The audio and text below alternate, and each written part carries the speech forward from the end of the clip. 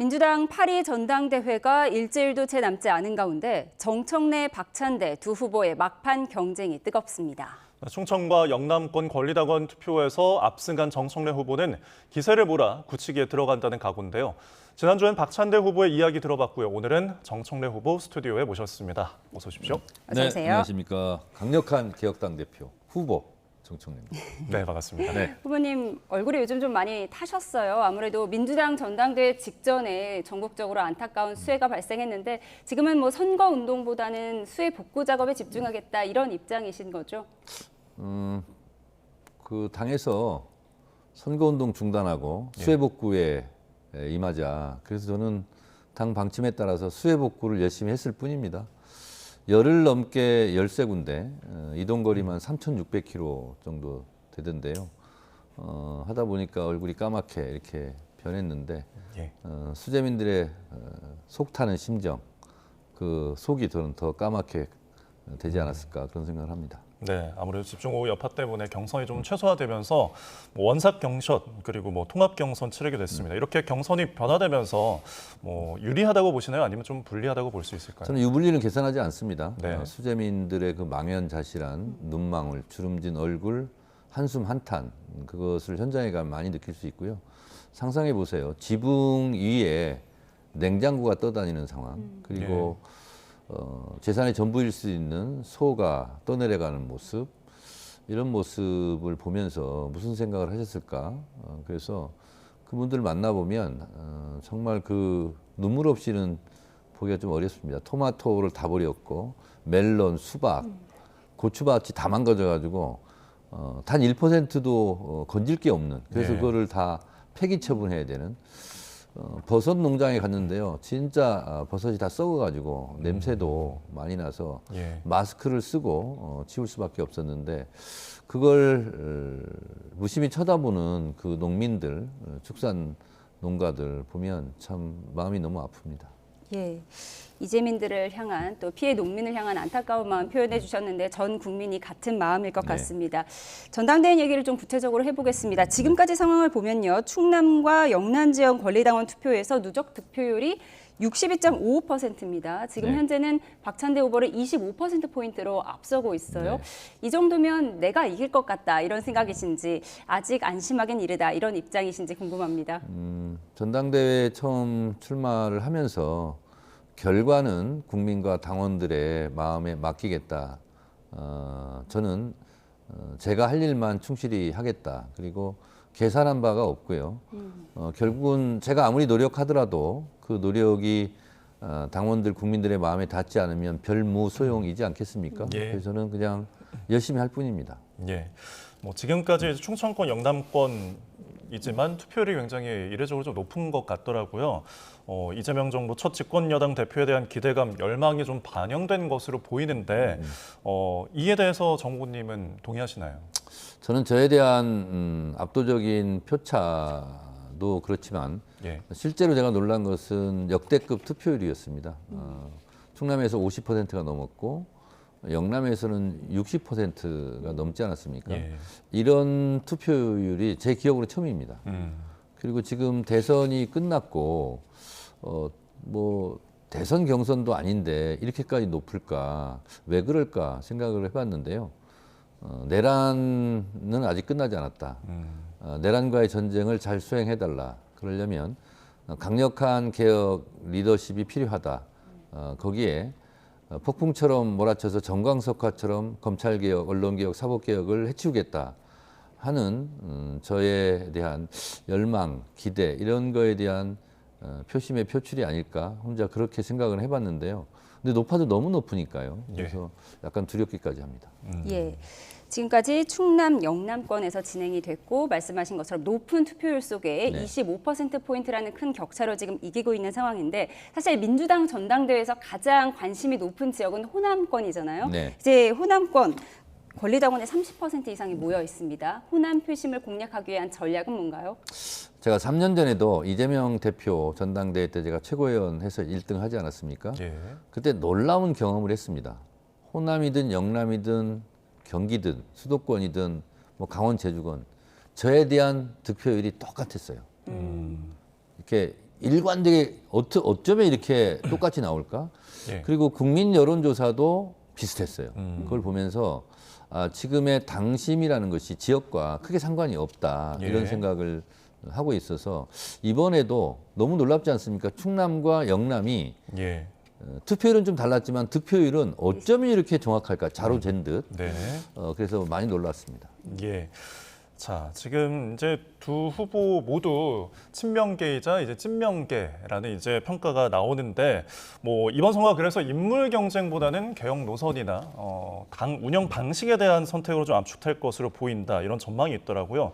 아까도 저희 인사 첫머리에서도 강력한 후보임을 내세워 주셨는데 네. 강력한 그런 개혁 리더십 트레이드 마크인 기조 계속 이어가실 생각이십니까? 네, 당연합니다. 네. 왔다 갔다 하면 안 되고요. 사람들이 그럼 헷갈리고 어지럽습니다. 그래서 저는 처음부터 강력한 개혁당 대표가 되겠다. 최전방 공격수로 골게터로 골을 넣듯이 법사위원장 때처럼 통쾌하게 시원하게 하겠다. 그렇지만 당 대표는 공격만 하면 안 된다. 최후방 수비수 골키퍼로서 날라오는 화살을 다 막겠다. 그래서 국회 탄핵소추위원으로서 헌법재판소 탄핵심판정에서처럼 진중하게 당을 이끌겠다 이렇게 네. 말씀을 드리고 있습니다. 그리고 개혁이라는 것은 시간이 빠르면 빠를수록 좋거든요. 예전에 금융실명제 같은 경우도 하룻밤 사이에 이루어진 일입니다. 네. 개혁 작업은 시간을 많이 준다고 늦춘다고 잘 되는 일이 아닙니다. 이것은 전쟁에서도 승리하려면 시간과 공간을 장악하라 이런 말이 있지 않습니까? 그래서 개혁에는 항상 저항이 따르기 때문에 시간을 질질 끌어봤자 저항에 반항에 반대에 시간을 줄 뿐이기 때문에 저는 오늘도 어느 인터뷰에서 했습니다만 예. 검찰개혁, 언론개혁, 사법개혁 저는 일주일이면 가능하다. 왜냐하면 법사위 통과하고 본회의 통과하는데 물리적으로 일주일이면 충분히 가능한 시간이다. 네.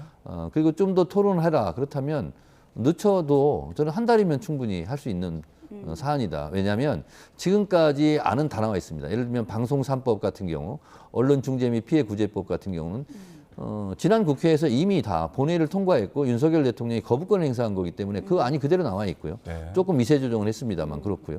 검찰개혁 같은 경우도 공수처, 중수청, 국가수사위원회로 하자라는 것은 오랫동안 논의를 해왔던 것이고요.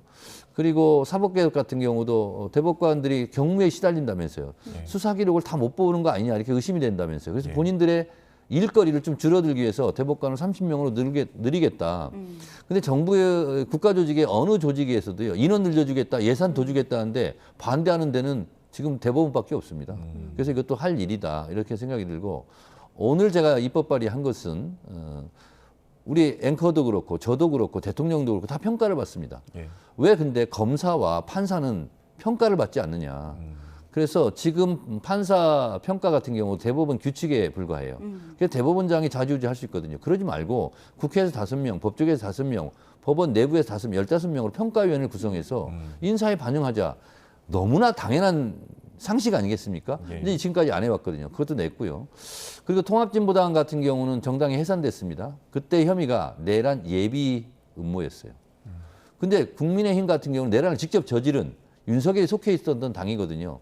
통합진보당의 사례에 비하면 정당이 해산됐고 국회의원 5명이 의원직을 박탈당했는데 그것보다 100배, 1000배는 더 무겁지 않느냐. 그래서 위원정당 해산 심판 청구를 국회 의결로 국무회의의 심의 안건으로 올릴 수 있는 그런 헌법 개정안도 제가 냈습니다. 예. 지금은 내란과의 전쟁 중입니다. 내란과의 전쟁 중이고 저항의 시간을 줄 필요가 없다. 네, 그렇습니다. 그래서 전광석화처럼 개혁을 추진하겠다고 네. 말씀을 해주셨어요. 방금 말씀하셨지만 국민의힘에 대해서 정당 해산 심판 청구권도 발의한 상태신데 네. 근데 이게 현실화 될 것이냐, 네. 현실화 가능성이나 또 역풍의 우려 이런 우려의 목소리도 나오고 있거든요. 역풍과 훅폭풍을 생각하면 아무것도 못합니다. 그리고요, 제가 낸 헌법재판소법 개정안은 이겁니다. 정당 해산 심판 청구는 예. 헌법상 정부만 하게 돼 있습니다.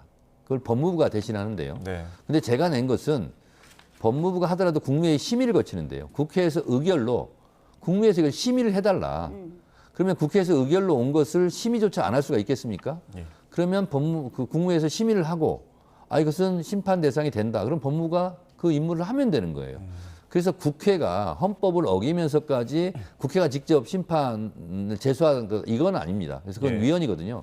그래서 그걸 다 피해가면서 국회 의결을 통해서 이렇게 국회에서 의결했으니 예. 국무회에서 심의하고 제소를 하든지 안 하든지는 국무회의 심의를 통해서 판단해달라 이런 내용입니다. 예, 국민정당에서는 침판 청구법에 대한 설명을 좀 덧붙여 주셨는데 네. 지금 이제 강력한 개혁에 대해서 저희가 이야기를 나누고 있습니다. 그런데 그래도 당대표가 되시면은 네. 야당과의 관계 설정이 좀 필요할 수밖에 없잖아요. 그래서 국민의힘이 좀 어떤 방식으로 변화를 한다면은 협치를 좀 할 수가 있다고 보십니까? 저는 협치보다는 내란 네. 척결이 먼저다 이렇게 얘기를 합니다. 길을 가다 누구 한 대 때렸어요. 그러면 때린 사람이 먼저 사과하고 미안하다고 해야 되지 않습니까? 그러지 않고 있는데 맞은 사람이 가서 악수하고 우리 잘 지내자 그렇게 할 수 있겠습니까? 지금 윤석열 씨가 국민의힘 당원이지 않았어요. 12.3 내란 때 비상계엄 때. 그리고 그 사람이 지금 구속되고 내란 우두머리 피의자입니다. 그리고 내란 특검에서 지금 국민의힘 관련자 국회의원들도 포함해서 지금 조사하고 있지 않습니까? 예. 그리고 수사하지 않겠어요? 근데 그 내란 특검에서 윤석열뿐만 아니라 국민의힘 구성원 중에 누군가가 내란에 동조했거나 내란을 방조했거나 아니면 내란에 대한 부하 수행을 했다거나 이런 혐의가 발견되면 당연히 국민들은 국민의힘은 내란당이네 이렇게 생각하고 저 내란당은 해산시켜야 돼 이런 요구들이 올라올 거라고 생각합니다. 그러면 그때 민주당 당에서는 그 부분을 받아 안아서 같이 국민들과 함께 예. 싸우겠다 이런 뜻입니다. 예. 국민의힘에 대응하는 태도 이 부분에 대해서도 짚어봤고요. 그리고 다시 전당대회 얘기로 돌아와서요. 네. 그동안 이제 네거티브 없는 선거, 원팀 모드를 네. 이제 강조해 오지 않았습니까? 그런데 사실 강선우 후보자 사퇴를 놓고 두 네. 분의 의견이 조금 분분했던 것 같습니다. 후보님께서는 계속 강선우 후보를 향해서 곧 장관님 그리고 사퇴 후에는 이제 동지애를 강조하셨어요. 어떤 특별한 이유가 있었는지 설명 듣고 특별한 싶습니다. 이유도 없고 의견이 분분할 필요도 없고 기본적인 상식입니다. 대통령이 강선우 의원을 여가부 장관 후보자로 내정했다는 것은 장관을 임명하겠다는 뜻 아니겠습니까? 그러면 당연히 강선우 의원 축하한다. 곧 장관이 되겠네. 라고 말하는 것이 너무 상식적이지 않아요? 근데 당신은 장관이 될 자격이 없는 것 같아. 이렇게 말해야 되겠습니까? 저는 그래서 상식선에서 강선우 곧 장관 축하한다. 이렇게 말했고요. 예. 근데 여차저차해서 지금 이제 어려움에 처했어요. 근데 정치나 사상과 이념과 제도를 떠나서 인간으로서 인간 강선우에 대해서 인간적으로 위로하면 안 됩니까? 예. 그래서 위로한 거예요. 그리고 동지란 이겨도 함께 이기고 저도 함께 지는 것. 비가 오면 함께 비를 맞아주는 것. 이것이 상식적인 자세 아닌가요? 저는 의견이 분분할 이유가 없다고 생각합니다. 예, 상식적인 자세. 앵커를 잘 모르지만 우리 앵커가 어디 가서 길을 넘어졌으면 손을 예. 내밀어서 이렇게 세워야 되지 않습니까? 모든 걸 떠나서 예. 저는 그런 자세라고 저는 생각합니다. 알겠습니다. 지금까지 민주당 당대표 후보로 나선 정청래 의원과 함께 이야기 나눠봤습니다. 오늘 말씀 고맙습니다. 고맙습니다. 네, 감사합니다.